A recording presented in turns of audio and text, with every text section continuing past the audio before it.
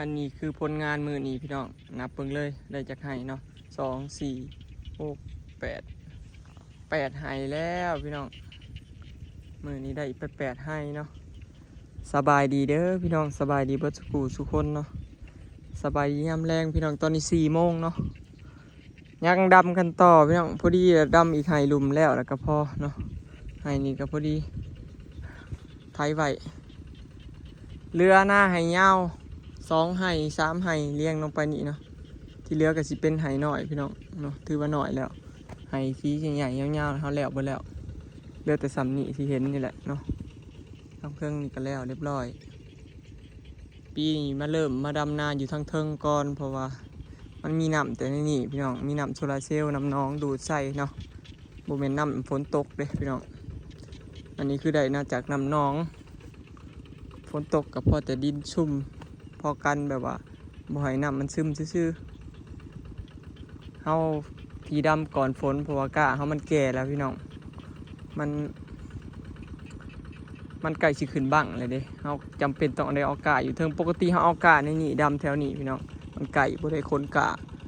แต่ว่าหากกะเฮาไปอยู่เทิงมันผัดเถาแล้วก็เลยจำเป็นต้องได้เอามาดำอยู่พี่เนาะอันสิถาพ้นประจักษ์ยามใดพี่น้องเนาะ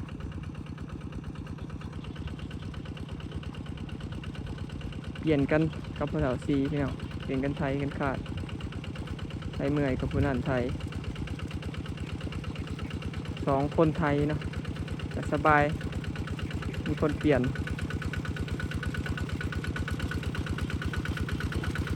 มีไทยเปลี่ยนเราพี่น้องคือที่อย่างมาหอดหน้าเงานี่กับพ่อแห้งเนาะไก่อย่างไทยหน้าขาดหน้านี่เพื่อชี้หอดพี่น้องไก่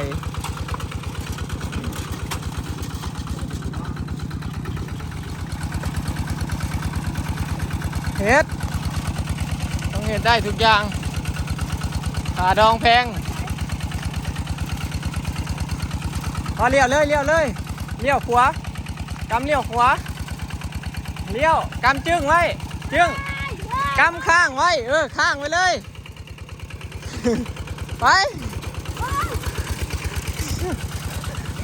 หมดลูกลุดแท้ๆบกคือด่าคาดแล้วนะมันบตรงห้องเว้ยเลี้ยวออกมายังโอ้ยสิคาดทั้งไหนเนี่ยมันบ่ถือเบื้องไงเนี่ย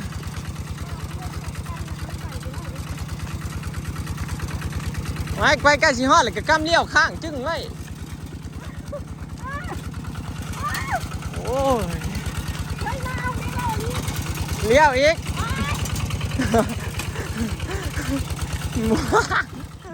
คาดเคิงให้ก่อนพี่น้องเพราะว่าย่ามันคำก่อนเด้หน้านี่มันยาว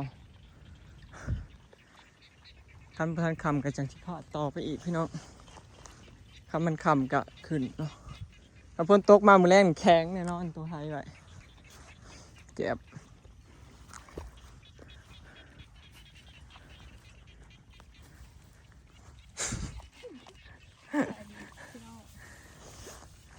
2 4 6 7 8 คนพี่น้องรอบแรง8 คนหายไป2พัทเลินกับมิธมาหัวหน้ามาแทนบาท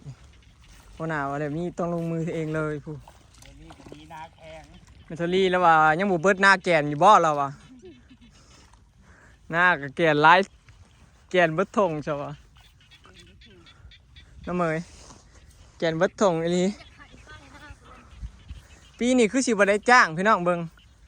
หัวหน้าลงมือเองแหละปีนี้ก็ไปทำนาเองเลยปีนี้คนงานกับสาวแห่งโทรมาวะหัวหน้าหมดบ่ได้เงินหัวหน้าดอกขนาดนี้สาวแห่งพี่น้องสาวแห่งโทรมาว่าเอาจักคนเพิ่นว่าคนนะบ้านเพิ่นตกแห้งพี่น้องแต่ว่าบ้านเฮาน่ะบ่มีฝน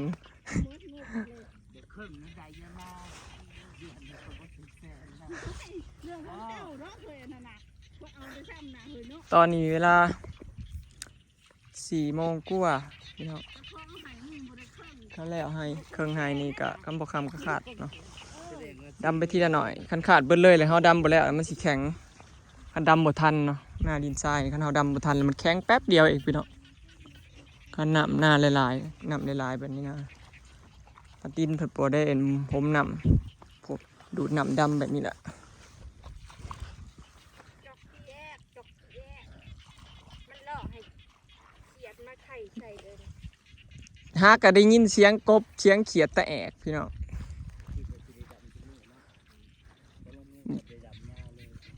แต่ว่าคำมาเริ่มแจ้งออกเลยเด้มืดฝนนี่เริ่มแจ้งออกแล้วน้ำในนาเฮากับเรือสามทีเห็นนี่พี่น้องมีสามทีเห็นเนาะเฮาดำไหลลงไปเรื่อยๆไหลลงไปเรื่อยๆจนหอดตรงผูตรงเฮานะพี่น้องดำแบบว่าดำไปเรื่อยๆเนาะบ่ได้ว่าสิได้จักไห้บ่ไห้พี่น้องขึ้นอยู่กับน้ำที่เฮายังว่าเป่งลงไปมันสิได้จักไห้เนาะแต่ว่าที่แน่ๆมื้ออื่นได้แน่นอนนี่3ไห้นี่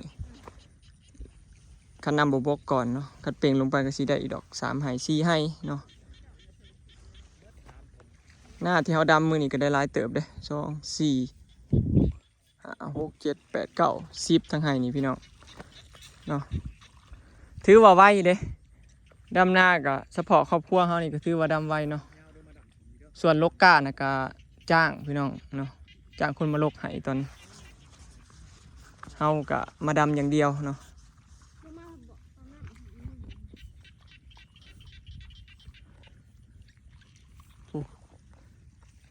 ตอนข่อยลงมาน่ะก็เราสร้างก็ดำนาอยู่พูนพี่น้องพูนนาลงน้ำเพิ่นเราดำนาพงน้อยหนึ่งเราว่ามันกระเทินกันเลยอยากไผกับข้าวน้ำมันจะซาพี่น้องมัวติลี่รอบมันสิบ่ทันกะสิเดกะเฮาบัดเฒ่าขึ้นน้ำมือเนาะแม่ทะแลกครูแฝดนะกาดูดน้ำดำถึนๆอยู่บอยลงมานะอย่างหน่อยเฮาก็อุ่นใจเนาะว่าเฮาได้ดำหลายให้เติบเลยเด้ขึ้นมันก็บ่ค่อยเมื่อยปานใดแบบ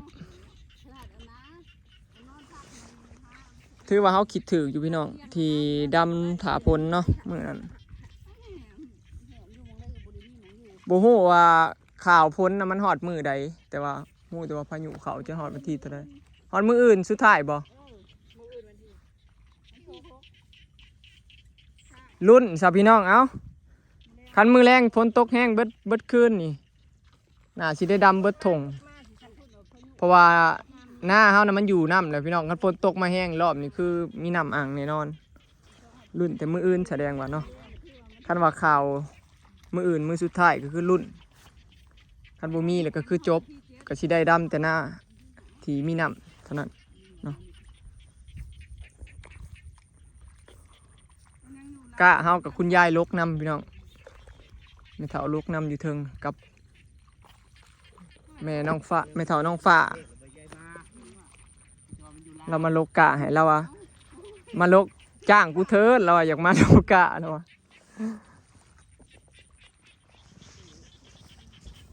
เห็ดคือปุ๋ยนะแม่เฒ่างามเขาบ่งามกับดูดน้ำขี้มูใช่เนาะ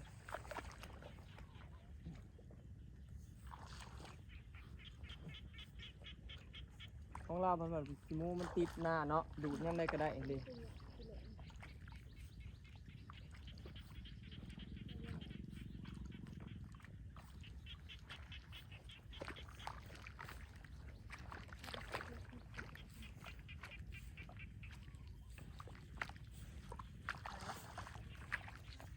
สรุปก็คือพี่น้องพ่อสำนีเนาะบริขาดต่อดำเอาแต่สำเครื่องหนึ่งสิแล้วล่ะถือว่าได้หลายเติบเนาะเอาแนมลงมาถงเบิ่งเขาเจ้าของโอ้ที่เขาดำนะพี่น้องแนมเห็นเชี่ยวได้ดำหน้าสนิทก็ถือว่าโอเคเด้พอเฮากระถามื้อนี้มาแต่เฮิงแล้วพี่น้องถ่ายอยากดำหน้ามาแต่เฮิงแล้วถ้าก็สิได้ดำเนาะขึ้นเลยเขาขั้นต่อให้เลยสิได้ดำต่ออีกสิได้ลายอยู่บอกแกมาเลยเขาหน้าบ่อยฝนตกเขาตกมาแห้งนี่เขาไปทำมาเช็ดอุดจูด เขากำลังขึ้น ล่าเพื่อนเราก็นั่งนกมือจับก็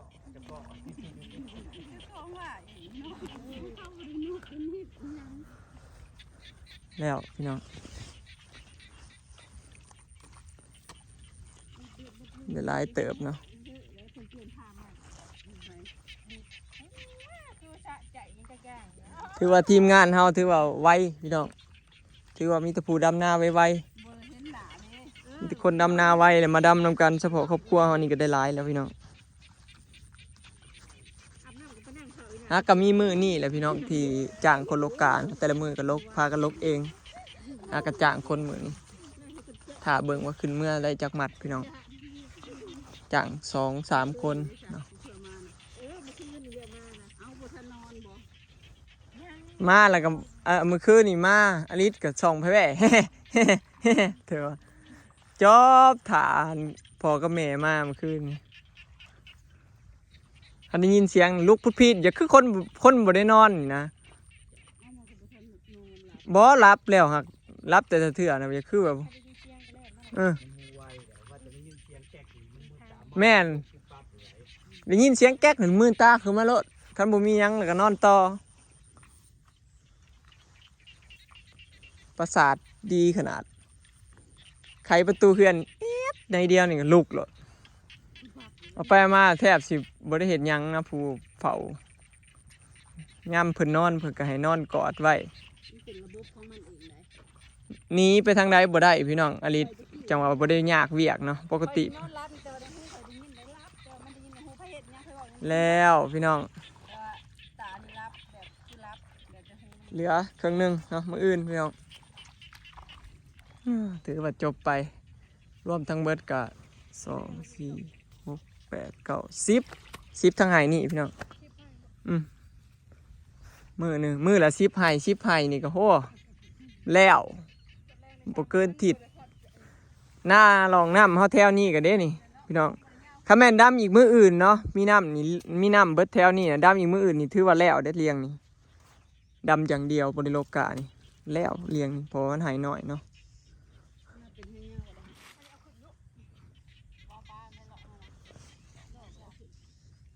ไว้เดี๋ยวมาบ่เห็นนะ รถไถนะข่อยว่าไปป้าอันนี้บ่ต้องเอาขึ้นเฮือน ป้าใช้ เอาว่างอ่ะมองให้หน้าเฮาสิคือทางรถไถนี่มีว่างป้ามัน ปลาไว้ คลิปนี้ก็สิขอเก็บภาพบรรยากาศสำนี้เด้อพี่น้องไปแล้วสบายดีฝากเบิ่งคลิปฝากเป็นกำลังใจให้หน่อยเด้อเนาะ อัด